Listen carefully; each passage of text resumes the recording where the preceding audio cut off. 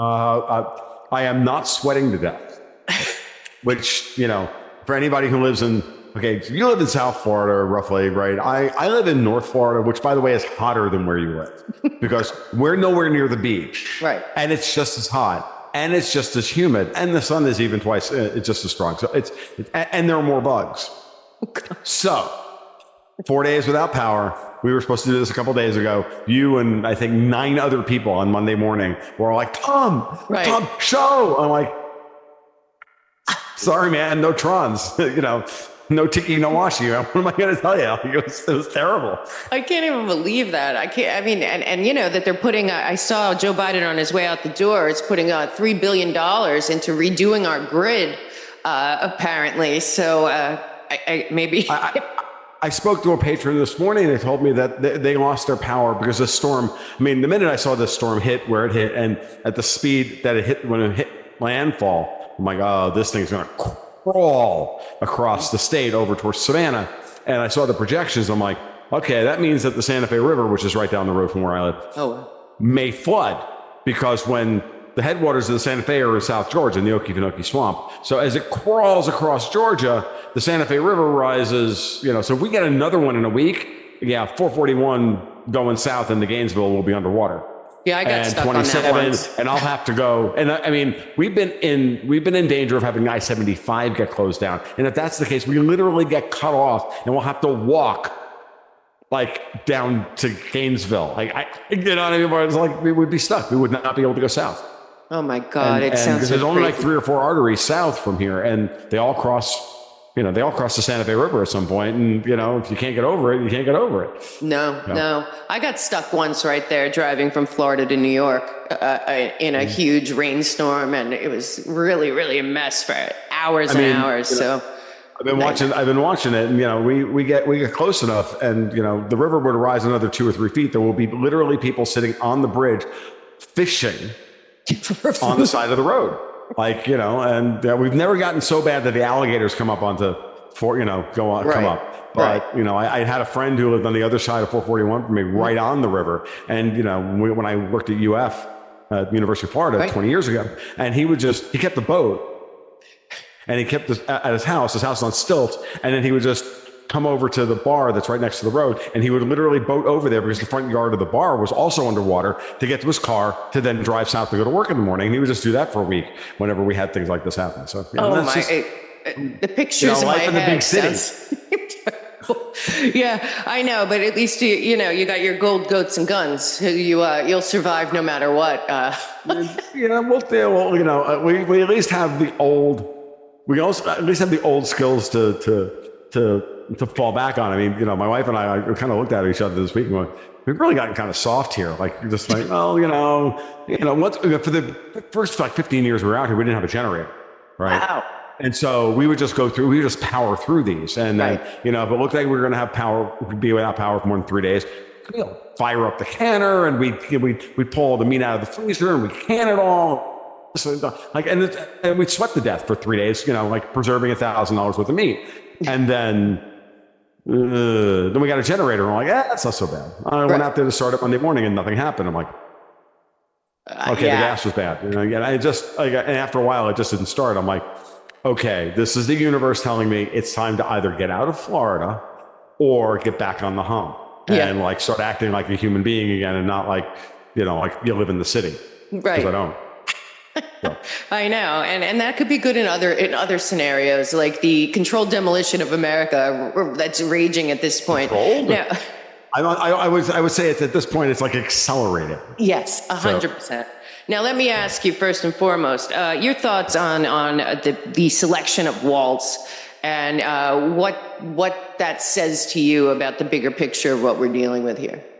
I think that I will echo what Dexter White said to me the other day when we were chatting about this in text. He said, nothing gets in the way of the revolution. And I mean the communist revolution, not ours. I misunderstood because I hadn't slept for 2 days. And I'm like, oh, that's what you meant. This guy, what is he going to bring to the table? He's the governor of the only state that voted for Mondale.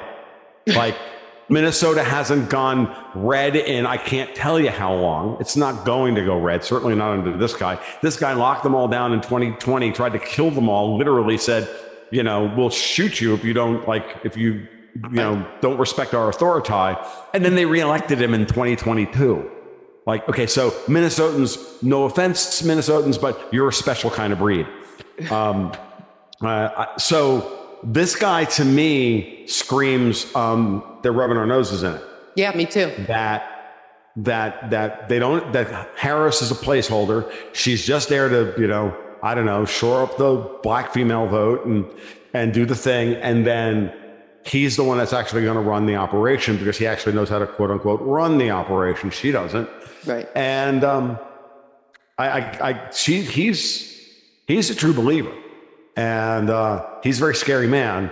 And he looks like the quintessential, safe boomer, white boomer pick. Like, hey, let's, keep the white boomers, Democrats, in line.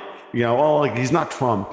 Yeah, right, but exactly. He's worse than that. He's he's a commie, and they don't care because most of these boomers are commies anyway. So and there ain't no fixing stupid, as Ron White would say. So we move on with life. Yeah. Well, that's the thing, and I mean that's what I was saying before the Trump assassination attempt. So there was something eerie about these people. They're losing on every front imaginable, right? I mean, they lost on the Chevron deference. They lost on jarczy. They lost on this. They lost on the Trump immunity thing. They're losing, battles left and right. But they're all acting like, don't worry about it. They've got full blown political revolt in France and the UK and this and all this stuff's happening. And yet they all act like, had to go back to Yanis Varoufakis during the Greek debt crisis when he went in with his plan to the European Commission to say, this is how we're going to restructure Greece's debt. This is our plan, blah, blah, blah, blah. We're going to do this. And then they look at him like he just sung the Swedish national anthem, his words. And then they go back to talking about how they're going to strip mine Greece like he wasn't even there. Yeah. Well, that's the way they're acting here. And I know that they're all trained to never show weakness. I know they're trained to say, we have everything under control. You can't phase us. There's nothing going on here. But do you know that you can just see it on their faces that they're like, yes, no, everything is fine. And they're like trembling inside, trying to hold it all together. And you can see them twitching here and there as their bodies literally are revolting against how much control they're trying to maintain, even though they don't feel that. You could see it on the contempt on Kimberly Cheadle's face during the congressional hearing. So it's all they're playing that game, and so it was eerie because they all knew the fix was in because they were just going to shoot Trump. I mean, we're talking about the UK government just got banned on Twitter for threatening people for saying the wrong thing and threatening people with arrests if they post the wrong thing on Twitter. And then I heard something. It was unconfirmed. I saw that now they were going to pursue extradition against people like me. I'm like, oh yeah, I want to see the UK government pull me out of Florida. Okay, that'd be hilarious. Okay, so they're going to get the FBI or the Marshal Service to do really? You're going to get a court order here in the United States? No, I'm never setting foot on Disneyland because then the Crown property. I'm never doing that. So there you go. Yeah. Well, I was reminded of the quote from Solzhenitsyn this morning when I was reading it on Twitter. Or no, actually, I was reading it on my private server, a private Slack server. We were reminding us about if everybody is supposed to hiding in their homes. I'm paraphrasing Solzhenitsyn now. Everybody during Stalin's purge had been hiding in ambush with bricks and axes and knives and everything else, and made these men in fear of their lives. That maybe a few of them wouldn't have made a different choice. Yeah. We all just came there, and they took a quarter of Leningrad. Right. Now you know why they want to take our guns. That's not going to happen here in the United States. But you also know that they're going to go at, what I find hilarious about this, if you really think through this thing, right? Yeah. Well, where are they most likely going to pull a whole lot of people and throw them in the gulag? Blue cities. Florida. No. Suburbs. Yep. That's where their voting block is. Right. Okay, so you're going to lock up all the people who voted for your gal slash, man baby. Okay, feeling froggy with that. Take that lead, because out here, where we live, that ain't happening. No. Like, and so they know where they can go and take as many people as possible. And the minute that stuff starts, it's like, yeah, okay, we're all going to hide in our homes. We're just going to let these guys do this because, we're not going to say no. I got news for you, Mel. No. Where I live, every time I talk to somebody and they figure out, oh, you're that guy. Right. Like, and we talk for 10 or 15 minutes, whether they're working on my well or, the neighbor, this one or that one, or, chat somebody up, while, standing in line at the supermarket or whatever and make mention of something. They all look at me and they say the same damn thing. Okay, so when do we start shooting them? I know. It's all over the country. And, And like, they're not going to get but I also understand that at a certain level, because of who they are, and they really just do think that if we just keep cracking skulls, eventually the people will knuckle under. I'm like, right. There comes a point, folks, when you realize, as Solzhenitsyn said, look, if you have to realize you have nothing left to lose. Right. Are you going to try and negotiate your way out of being tortured to death, or are you going to do something about it? I've said for a long time, you remember us talking about it, a year and a half ago now, people are comfortable wolves. They're not sheep. Now, some people are sheep, and I don't want to believe that about anyone. I want to believe that when their child is going to be taken away from them, or they're going to be taken away from their children, that they're finally at that moment going to stand up and do something about it. And while it's happening, their neighbors are going to, they're being pulled out of their house and screaming and everything else. The neighbor doesn't just walk out of the front door and pop the cop in the, two in the back of the head and be done with it and move on. Like, what are you going to do? There's only so many of them. Yeah. Like, at a certain point, if you engender that level of violence, if you use that level of violence, you're going to engender that response. Newton was, you can rewrite all the laws you want, but Newton's laws are kind of inviolate. So it is what it is. Like, no one wants to be here. No one wants to have this conversation. But if that's where you're going to go, Keir Starmer. Right. And I saw a thing today, like, that hilarious.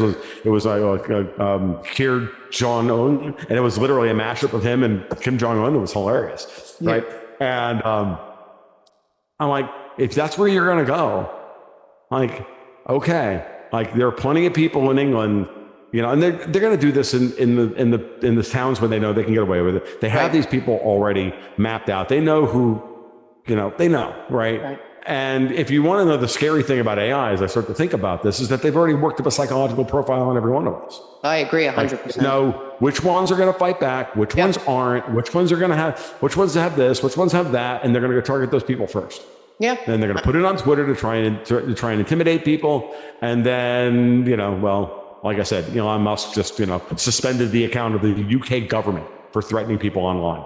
I always told you to watch out for, right-wing wokenistas. Right. Like I told you, purity spiraling purity spiraling is bad no matter who you are. Right. Like, exactly. My friend Pete Canones just got hit with this. I was just chatting on Twitter about this about 10 minutes ago. He went on, I set up a thing between him and Marty Ben, one of the biggest Bitcoin podcasters out there. And Pete goes back on Twitter and he gets finished, and he's like, I just got done with having a lovely chat with one of the biggest Bitcoiners on Bitcoin podcasters out there. We have a lovely chat. He and I agree about a great many things, and yet all the comments and I'm getting flamed to death over here by all the Bitcoin maxis. And it's like, what did you think that wasn't going to happen? These people are worse than gold bugs now. They're, as I said a long time ago, they're just gold bugs with better manscaping. And the same problem that we have we have the same problem here. I saw it during the primaries. I saw Sundance over at Conservative Treehouse and all of his ilk go freaking crazy, trying to make Ron DeSantis into literally, George W. Bush the third. And I'm like, okay, you guys are purity spiraling into complete and utter irrelevance, and it's going to come back to haunt you about 6 months from now. Trump is not Jesus. Right. Okay. I understand that everybody wants to amplify this thing into orange versus quarter black Jesus. It doesn't work that way. Neither of them are anybody's savior. Okay. Nope. I'm going to vote for Trump because I'm not going to vote for RFK because I find RFK a little loony. Okay, that's fine. That's my personal preference. Right. If I get really uppity and I really think that like Florida's in the bag, I may vote for the drummer from Marillion because he ran for president as a joke in 2020 because he hated both Trump and Biden. I got reminded of that last night watching. He's like my favorite drummer in the world. I'm like, dude, you're awesome. I'll vote for you for president. I voted for my wife twice so far in my life, so why the hell not? Like, no, I'm not kidding. Like because I invariably go to vote when I was in my hardcore libertarian days, so the pre-Trump days. I didn't vote for president. I didn't vote for, and I would go through my Florida ballot. I voted against all the constitutional amendments to raise my taxes. Right. I'm a libertarian. No. New taxes. No, you can't have more power. No, you can't have more power. Vote against all the judges because they all suck. Bye. This guy for state senate, I have no idea. Leave it blank. I had this guy for state house. I don't know. Never mind. I'm good. And then I'll leave half the ballot blank. Yeah. And then for president, I'd write in my wife because I'm like, well, she's gonna do a better job or governor or whatever. My wife has gotten more votes in Florida than a lot of libertarian candidates have. Yeah. Oh, I'm sorry. Did I say that out loud? My libertarian brethren? Okay. Well, we know. Purity spiraling is just worthless. Mel, you're absolutely right. It's just worthless. And you make yourself out to be nothing better than the people that you're complaining about. I agree 100%. Yes, this is a very important election. Don't get me wrong. Do I want to see Kamala Harris? I don't. If you're in a safe state, who cares? But Joe Rogan coming out and saying he likes RFK. Guy voted for Bernie Sanders too. This is nothing new here. It's just, I'm sorry, but you have to get over yourself. If you feel that insecure about your chances at winning, and you feel like you needed Joe Rogan to get you across the finish line with swing voters, who's RFK going to pull from? Trump? No, right. Look, he's been running to the left of Joe Biden and Kamala Harris, for Christ's sake. He's already gotten Trump's back by going harder left and he also has. RFK hasn't played to the center. He's been playing to the left. Those guys had dinner at Mar-a-Lago 6 months ago. Get over yourselves. They already worked this shit out. Dead cat bounce is not a bad way of looking at it. Reaction high is another way of looking at it, depending on your terminology. If you're a fan of Martin Armstrong, you know what a reaction high sounds like. If you're an old market veteran, then even if you throw even a dead cat out of a 40-story window, it bounces a little bit, right? And that's the point that's what the dead cat bounce means. Japan is not done reclaiming their space in the FX markets. And I know that I feel bad that I couldn't do media on Monday to try and calm everybody down. I put a short post up for my people on Patreon, calming everyone down, trying to explain to people what was going on. Now, that's right after the day before I did an hour with my people on my regular Sunday market report to keep everybody, to prepare for everybody for what was going to happen. Japan is in a position, well, there's two things. So let's start with the beginning. One, Japan is the Fed's wingman. The Bank of Japan is a wholly owned subsidiary of the Federal Reserve. In the same way that the Bundesbank, not the Bundesbank, but the Swiss National Bank is a wholly owned subsidiary of the Bundesbank in Germany, which at this point is now a wholly owned subsidiary of the ECB. Now, once you understand that, and you understand that it looks like I've been correct about the whole thing, that the Fed has been fighting a war against let's just call it the communists who want to do away with the private formation of capital and all the stuff that, the CBDCs and the WEF and all this stuff. And the way you do that is by forcing the cost of capital of the world's reserve currency up way above the zero bound, right? So you don't give them the opportunity to continue to use dollars to lever up. So you'd buy cheap yen to buy slightly cheaper, slightly more expensive dollars to lever them up 35 or 40 times to buy an election or an assassination attempt or to replace all the judges or the attorneys general or. That's what they've been doing, folks. Replacing your boards at all your favorite companies, pushing trillions of dollars of passive income 401k capital into the hands of Larry Fink over at BlackRock to vote your proxy against you. This money has been used against you. Yep. You're the target.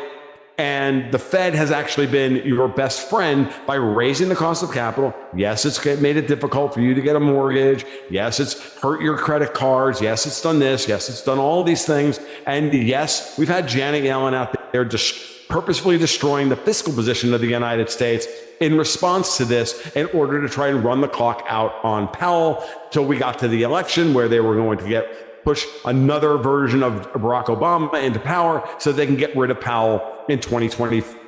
I don't know whatever they're going to do between now and 2026, if not revoke the Fed's charter if they get their way.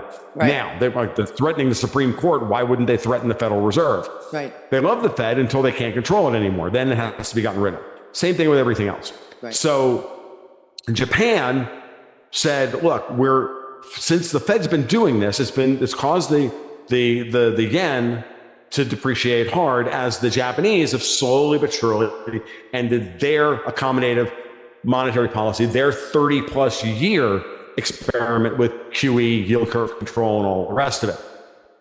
They have to reverse that with rampant inflation around the world.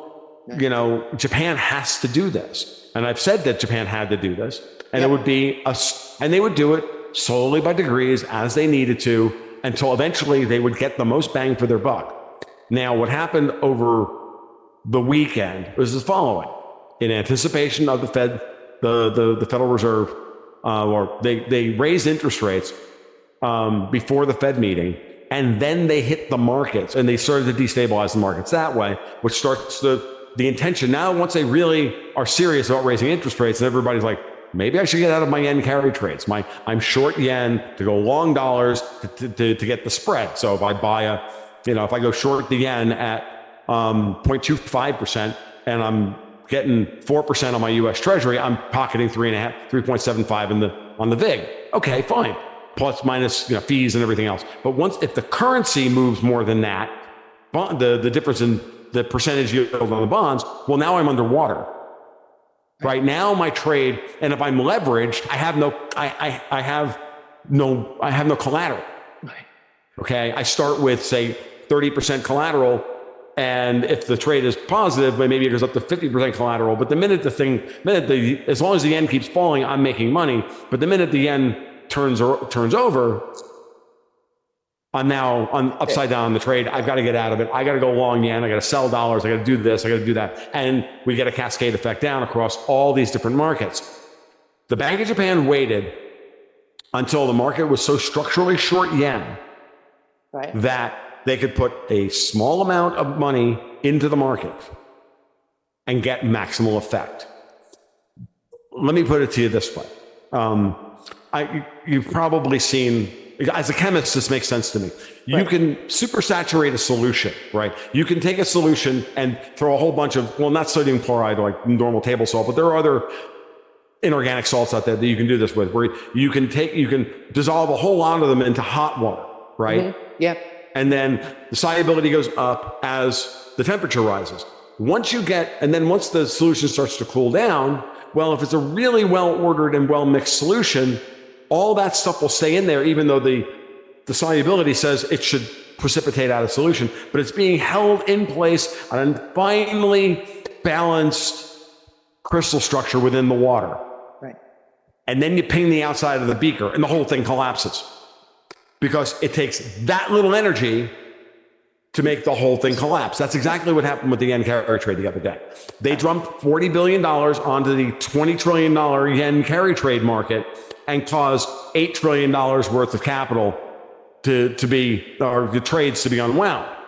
Wow. In roughly 8 hours. It was kind of hilarious, actually. No, that's exactly what happened.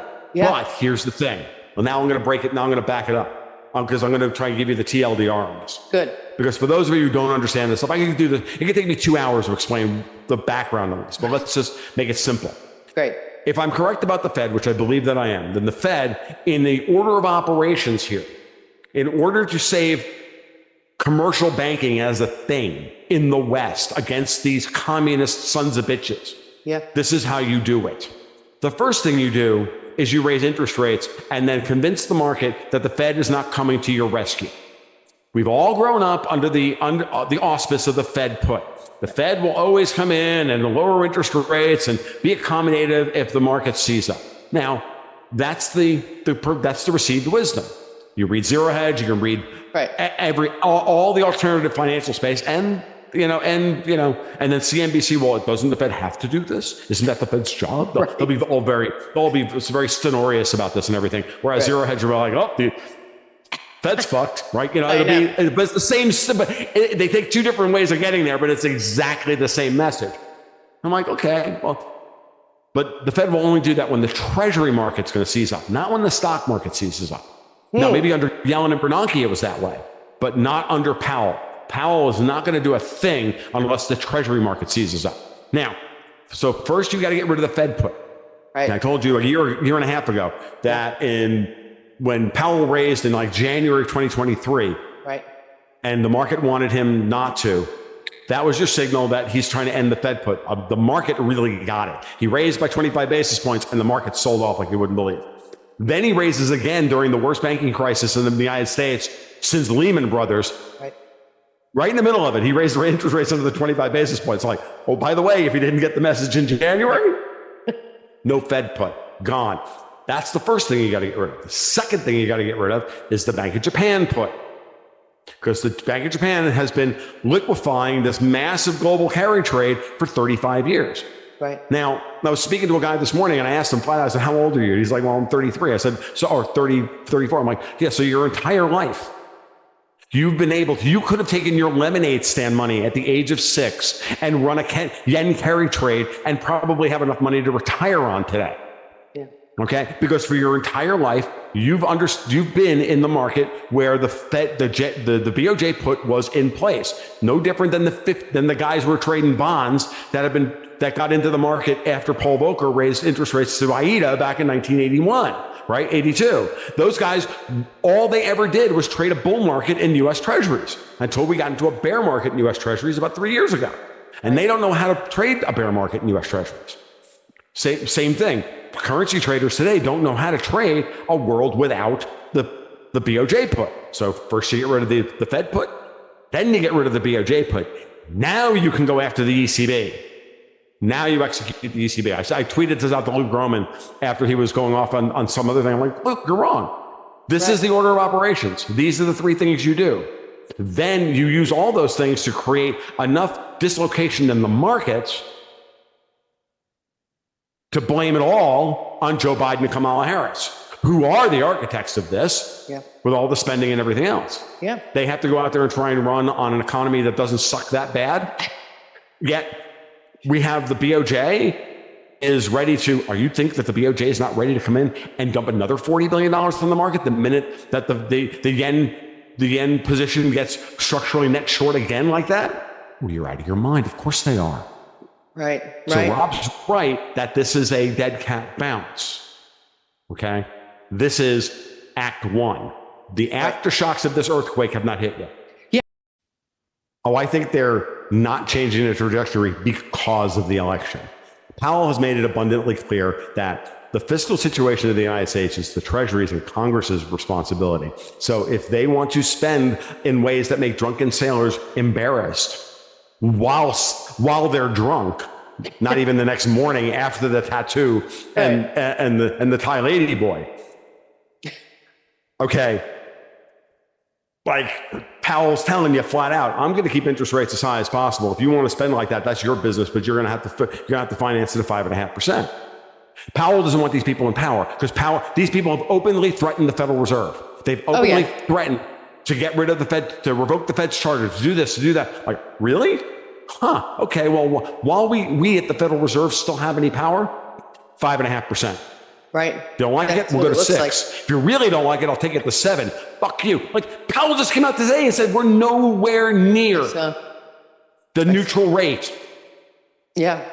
I mean, he just came back from the ECB at a meeting at the ECB and told Christine Lagarde flat out to her face in a room where he put hostile members of the press to Christine Lagarde in her house to make her answer questions she was uncomfortable with listening to and fielding in her house, and told her that he does not see inflation expectations in the United States drop to under 2% until the end of 2026. Wow.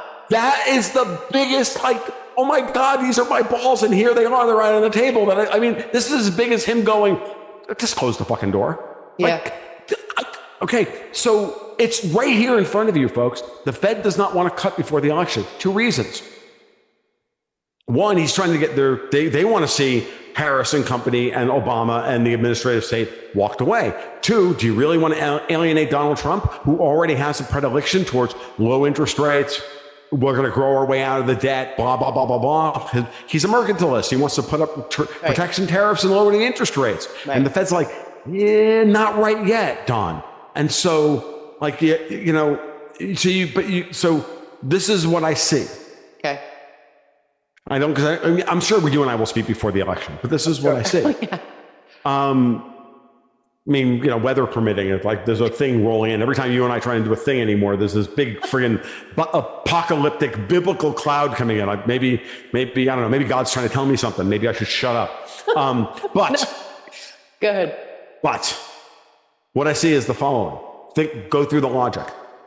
If Harris wins the election, he's not going to cut rates at all, because he's going to try and pin all of this on them. Right. If Trump wins, he'll lower interest rates slowly at first, and then once Trump is inaugurated and settled, then he'll cut rates in 2025 more aggressively than he would under Harris, because he wants to support. If Trump and company come in and start doing fiscal reform, he'll have the room to cut and allow for a little bit of breathing room in the capital markets and the credit markets. Right. Like that makes the most sense to me. He's not going to keep interest rates high under Trump because, the economy will be better. The economy won't get better until after we've gotten rid of the administrative state. We've gotten rid of all of these things. A lot of things have to happen in order for things to get better. This is not going to be better anytime soon. Trump is going to have to eat a really bad recession in 2025, or Harris. It can be worse if the Fed is recalcitrant, or it could be the beginnings of a good transition, a la Reagan. Remember, Reagan's first 2 years in office were awful. Yeah. Yeah. And they had to be. I mean, it was very similar, to what's happening right now. So people have asked me, is Powell Arthur Burns or Paul Volcker? I'm like, no, he's both. Except he's trying to but he's trying not to make either of their mistakes. Right. He was late to raise rates when he needed to, because he was being forced through, in his case, political assassination against him to try and keep him from getting a second term. Right. Burns was just behind the curve. And then Burns left office and raised rates. Volcker was, seduced into cutting rates early on. Then he had to meet, and because he did that, then he had to go even higher in the end. Right. Powell just wants to, I really do believe he just wants to bring rates up, hold them between 5.5% and 6%, and hold them there for as long as possible, as long as there's not a credit event in the United States. I'm not saying we're not going to get our hair mussed. I'm not saying there aren't going to be banks that go under and that people are going to lose their jobs and that we're not going to wind up at 6% unemployment, or that the stock market may spike on capital inflow and then crash. I don't know. There's the world war on the horizon, for Christ's sake. Exactly. Like any of these things are possible, but from a Fed policy perspective, you can see what Powell's plan is. And I don't think he wants to change it one whit. And if he needs to cut after the election, well, he will. Yep. But right now, in this moment in time, I want everybody listening to my voice to hear this very clearly.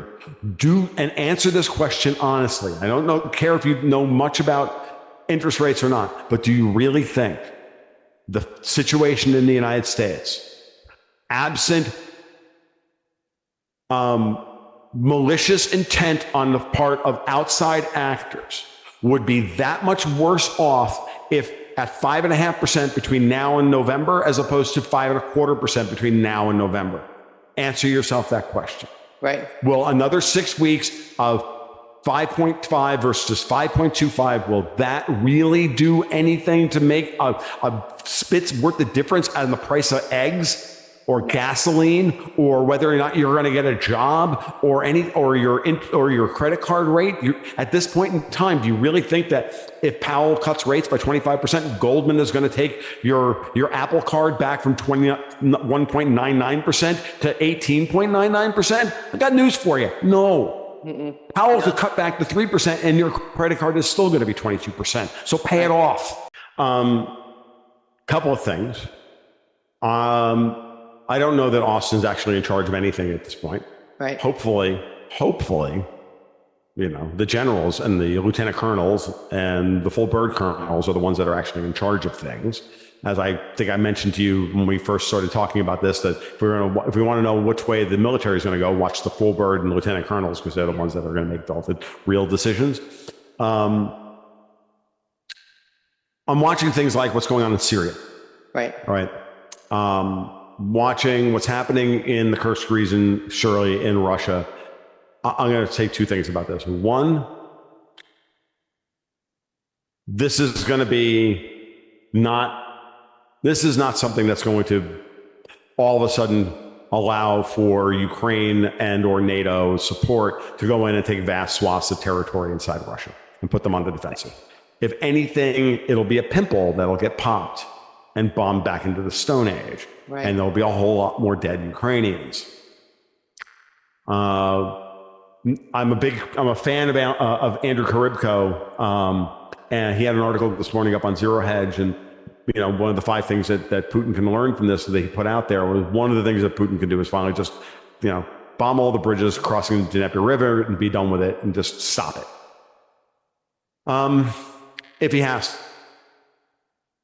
What I think beyond that, they're doing this in Ukraine. They're doing this right now because they're desperate. They're getting their asses handed to them across the entirety of the central front in the Donbass. Like it's really bad. The Russians are moving forward very, very carefully because they don't want to lose any men. Right. But I've heard multiple reports over multiple days of there's whole regions that are, on the map is still Ukrainian controlled territory simply because the Russians haven't moved in, because they don't want to, because they're really walking their logistics forward very slowly, but there are no Ukrainian soldiers there for them to fight. So, and that's, tens of square miles of this all across the center of the front. I'm not worried about that. Putin has that under control. He just told the Iranians to stand down over Israel.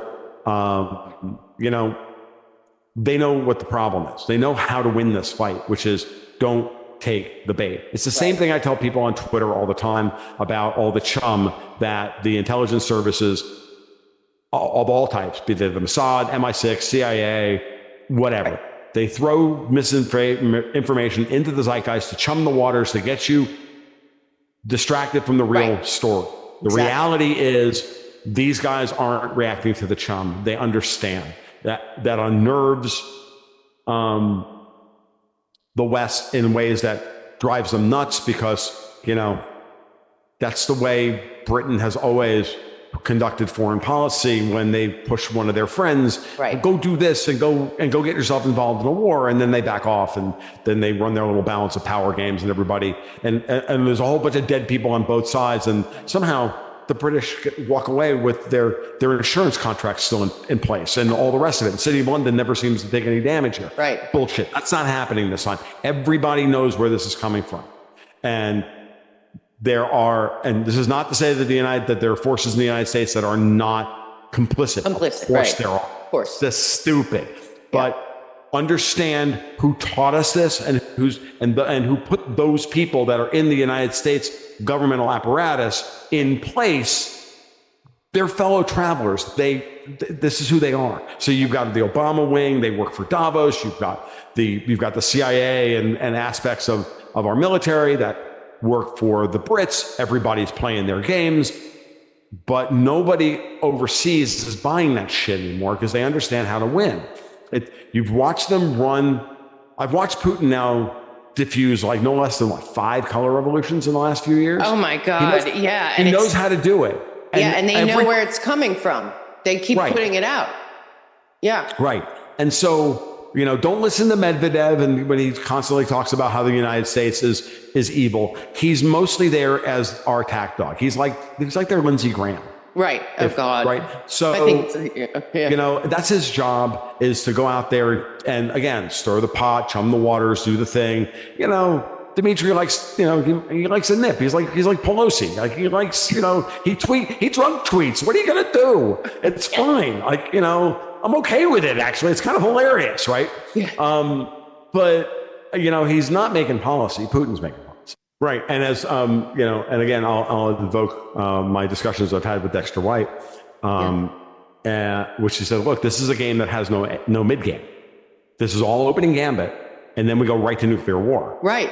With Israel and Iran and everything else. There's no mid game here. Okay. It just spirals out of control. We've had an extended mid game now for 2 years in Ukraine because Putin knows how to play the mid game. Yeah. And he's very good at it. And he's been playing a mid-game strategy in Syria for almost a decade now. Yeah. Here's one. So again, I invoked Syria earlier, and I agree with you and about Trump. But at the same time, I can also make a weaker argument in favor of RFK. If you can't bring yourself to vote for Trump, that's fine. RFK will likely do something similar. He's not a crazy warmonger right. They hate him too. Right, anybody exactly. For the same reason. That these people hate as much as they hate Trump and RFK, I'm okay with. Like, so if RFK were to somehow win the presidency, okay, fine. But that's fine. Like, if you're in a swing state and can't bring yourself to vote for Trump, RFK is a perfectly reasonable choice. Just don't vote for the two commies. Sorry. I mean, it's that serious at this point, I believe. And frankly, looking at Kamala Harris, imagine her ever meeting with Putin. I mean, it's just not even, I just can't believe how irresponsible. She goes out there and scolds her own audience, for Christ's sake. I know. I'm speaking. It's just so irresponsible for anyone to continue backing down this path of nuclear war, World War III. And nobody is that. No. I don't even hear people talking about that. That should be the main issue we're discussing. I know. It's like, this is where we get to invoke Tulsi Gabbard and all this rest of the stuff. And I'm telling you that these people do not care. No. We know that they want us all dead. Yeah. We know that they hate us. Okay? We know this. Now, what are we going to do about it? Right.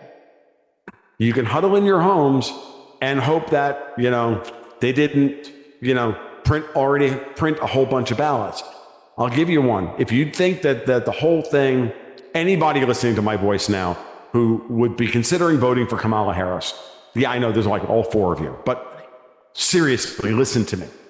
If you think that the whole situation with Joe Biden and the debate and the replacement with him of Harris, him with Harris and all of this stuff was just, oh my God, Joe Biden's incompetent and we have to and that it was all the way they told you that it played out, that it was just a series of, well, this is the best we've got, right?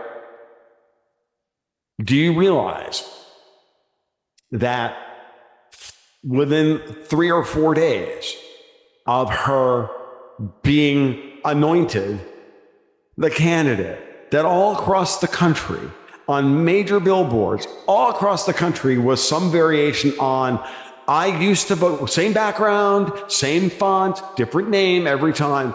I was thinking I voted for Trump in 2016 and 2020, but I'm voting for Kamala Harris. My name's Doug, or whatever the hell it is. Right. And if you think that was just an organic thing that sprung up out of the blue, understand that those ad spends had to be made 3 to 4 months ago. Right. I don't even think they're educated. The thing that scares the crap out of me. And the reason that I think they chose Tim Walz ultimately was because he's the last gasp of boomer normalcy. He looks like a normal, everyday, unassuming boomer. But when he speaks, he seems like full of venom. He is literally, I mean, this guy goes out there. I just saw something, I tweeted it out about half an hour before you and I got on the call about, he was trying to make him denormalize himself with everybody else about his COVID policy. And he tells this story about how he left his 87-year-old mother, who just had open heart surgery and let her like languish in the hospital alone because, of his COVID restrictions. See, I'm one of you. I had to go through the same thing and I had to suffer for this policy. And I'm like, are you kidding? They're so fucking tone deaf.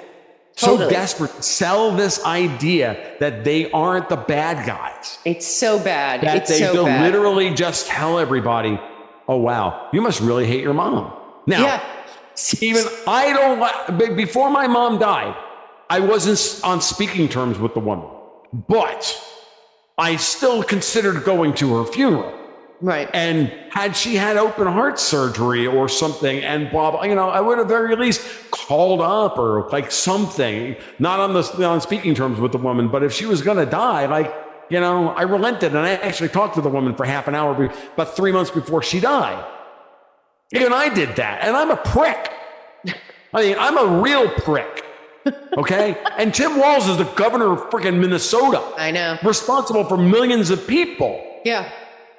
Again, he understands how government works because he's actually a governor, and governors actually know how to govern. Oh, by the way, which is why the path of the presidency doesn't go through the House of Representatives. Exactly. It goes through the governor's mansions and it goes through the Senate. It's never gone through the House of Representatives for a variety of reasons, not the least of which is that House members don't represent they don't have to run large budgets. Right. They don't have to represent an entire state. And an entire state, to those of you who were there in Mel's international audience, I remind everybody, we are the United States of America. We are not one country. We are 50 little ones. Exactly. Yeah. Okay. And the governors actually have far more power than people understand. And a lot of them are scared to use it. And blue governors seem to walk in lockstep like they do in D.C., but I do have to say, Governor Youngkin in Virginia did an executive order for paper ballots, and I think that every single red governor should be doing that. What are your thoughts on that? Not only paper ballots, but, and counting. Counting and verification and address check and the whole 9 yards. So if every red guy can do this, Youngkin, who I don't trust as far as I can throw him. The guy is as far as I'm concerned, he's Virginia Mitt Romney, for Christ's sake, and this guy's getting it. Yeah. And to me that screams, move, counter move. You think you've got Pennsylvania sewn up because you've already printed a 500,000 ballots or 2 million ballots. We're going to take Virginia from you. Because Virginia, Trump did really well in Virginia in 2020. Right. It's there. It may be leased out 18 ways from Sunday through the COMEX to the LBMA or yada, yada, yada. There may be 17 frigging claims against every ounce of gold in the U.S. supposedly on the Fed's balance sheet. But guess what? Possession is 99.9% of the law if it's in the basement of the Mariner Eccles building. Right. So don't worry about it. Yeah, I've seen some scare articles. And whenever that stuff comes up, it always comes up at strategic times. And again, like I said earlier, Bitcoin maxis are just gold bugs with better manscaping. Well, guess what? Gold bugs like to spin conspiracy theories because they need to remain relevant. Gold is doing just fine. Here's the best argument I can make for you. For us to get out of this fiscal bind that we're in, even if Trump gets elected and we get control of the budget and all the stuff that I've been talking about for 3 years, guess what's the one asset that we actually can use to fix the balance sheet? Gold. It's the Treasury gold. Do you really think they sold it? Right. And if Obama thinks that he's going to raid the Mariner Eccles building and steal the gold and hand it to the ECB or to the BOE or whomever or whatever, if he thinks that he can pull that off, Obama would not be breathing right now. Right. He would have a severe lead poisoning problem. So it's not happening. Okay, good, because I did notice that, and I thought, whenever they're doing this, it seems to be such a manipulation like everything else. So I'm glad that you clarified and put people's peace of mind back together. We need the goal. So again, I just gave you the strategic weak point. In order to get out from underneath all of that, we would need to be able to leverage the Treasury gold by issuing gold-backed treasuries and whatnot, where they would be payable at the end of the bond in Treasury gold. It's Judy Shelton's tips idea. Exactly. So they would steal it from us. Okay. that's hilarious. Right. And when everything is in place, when I'm watching the foundations of the gold market in the United States, everything is screaming that we're putting a ring fence around any of the physical gold within our borders leaving. Right? That the COMEX and the LBMA are being deprecated and they're going to be replaced by GLD and SLV as the speculative vehicles for FX risk by hedging your FX risk with gold. A lot of what happens with gold is the following, especially on the COMEX. Most of the gold that changes hands on the COMEX and the LBMA in the futures market is not ever intended to be settled in physical gold. Okay. Guys are using gold as a means by which to hedge their currency risk in other markets. So if they're worried they've got their dollar risk, or they're doing what we call FX hedging. FX standing for Forex, for currency hedging. That's what they're using gold for. And they don't ever really want to be settled in anything other than dollars. Okay? So that can just be moved off of the COMEX to GLD or some other, gold. And the reason it would be GLD is because it's enormous. And the two trusted intermediaries on the physical gold that backs GLD, or that anybody who wants to make a claim against their GLD shares would have to go through either JP Morgan or HSBC. Of course. That's it. Everybody else has been taken off the board. Right. The COMEX, while China is putting on a massive trade to buy as much physical gold as possible and create a dislocation in the physical gold market, great. The natural response to the United States, if they don't want the gold to leave anymore, is to put a ring fence around it by just deprecating the COMEX. And we get to now I get into free gold and FOFOA and all this stuff. I wrote about this 3 months ago in the Gold Goods and Guns newsletter. And I laid it all out then to explain it to everybody. Hell, Dexter didn't even know what the hell I was talking about when I wrote the article. So, because that's not his bailiwick. Right, I've been studying this shit for 25 years. This was my hobby for 10 years of my life before I ever did this shit for a living. I know it. So I get it. I understand, there was always going to be a moment where the COMEX was going to fail. Right. Now, it's not failing the way it was originally envisioned. It's failing because the Chinese are getting ready to the BRICS are getting ready to remonetize gold for trade settlement purposes. They're in the process of doing so. It's going to take years to play out, and it will be a negotiated settlement between East and West, folks. It will not be, we'll wake up one morning and gold will be $30,000 an ounce. Anybody who is telling me that fairy tale, sorry, just please don't listen to them, but please refer them to your nearest therapist.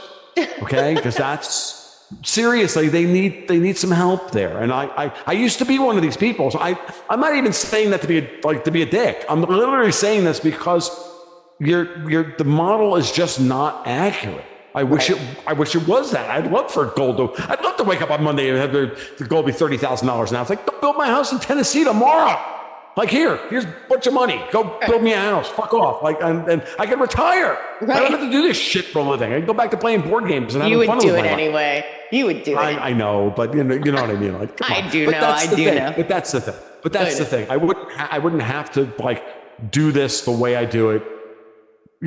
Other than because I do feel a responsibility to do what I do. Don't get me wrong. Well, you do have a very trying to explain it. I'm just trying to give you an idea.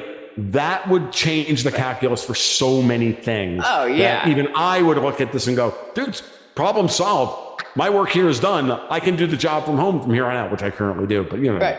You can do the Patreon thing at Patreon/Gold Goats and Guns. There's a link on my blog over at goldgoatsandguns.com. Just look for the cute goat in the upper right gutter. She'll tell you how to become a patron. Quinn will tell you, become a patron. Right. And poor Quinny's been dead years now, but I still use her shamelessly for marketing purposes. And because, it is what it is. Yeah. And the newsletter is the thing where we look ahead as to where we're going to be. And not just myself, but Dexter White. We both have this, this ability, or between the two of us, we gestate the ideas and then we think ahead as to where we're going to go. Right. And where we need to be. And it's not just markets, it's obviously geopolitics, It's obviously culture, it's all of those things. I write an editorial every month on whatever pops into my head. We take care of we manage a portfolio, which has done very well over the years. When I look back and I do our annualized return and I go, well, someone out there is beating me on an annualized basis and ate most of the hedge funds, but I can tell you that it's me. And I can show you the results. We've been doing this 7 years and we're running a 19% annualized return on the friggin' on the portfolio. And we're in a down commodity space. Just wait until commodities go ballistic in 2025. Right. I mean, it's so worthwhile. I think it's like one of the best, it's kind of like a actual newspaper, better than like the Financial Times, because you cut through all the bull BS. Yeah, we do our best. I'm not gonna. Thank you. I do appreciate that. But I'm just saying, we do work very hard at this. Right. And then on top of that, the community itself that has grown up around this. And again, I've said this many times, I never expected it to be this way. I was just expected to be scraping by the bottom of the barrel and trying to stay ahead of the world to stay relevant so that everybody doesn't just drop tomorrow. But at the end of the day, it's become this thing that is bigger than me. It's bigger than Dexter. It's bigger than, the same thing with your show. At a certain point, like this thing becomes a living, breathing thing that is attempting to capture a corner of the zeitgeist, right, to try and make the world a better place. Yep. And we're not always going to get it right. We're not always going to get we're not going to make every market call. It's not going to be perfect. We can't. But what we can do is try to approach it as honestly as possible and engage and spend your time engaged with not only, with the rest of the world, the way I do it with, speaking to you and other people, but also to sit down with the community on a regular basis and dive into certain things and have them challenge your assumptions and then go, hey man, sink or swim, because I got news for you. I ain't the smartest guy in my own room. I think that's not only just humbling, it's also edifying, because if you can, you're the smartest guy in that room and you're in the wrong room. Exactly. You want to attract the people who are smarter than you on things that you're not smart about, because that's how you become better at whatever it is that you do.